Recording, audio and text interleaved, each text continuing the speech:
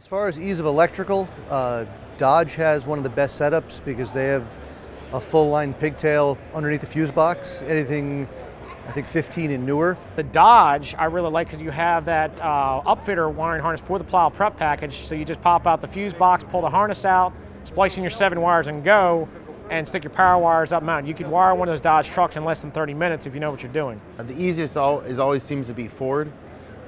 We can install a snowplow and wire it up on a Ford faster than we can any other truck out there, especially the new ones. The only thing that slows us down sometimes is the LED wiring for the new Douglas Dynamics plows. Takes a little extra time because there's a few extra steps. And the trucks that were the diesel engines, there's a little less room in there, so that helps, or that makes it more difficult to run the wiring around it. All the manufacturers are working to make it easier to do installs. Chevy took over the idea of putting finally a panel that was removable. GMC has always been difficult because of the way that the grille was and the way the subframe was. But the GMC Chevy line now is a removable panel, plastic panel, to allow the mounting to go on without having to take the front bumper and the grille off.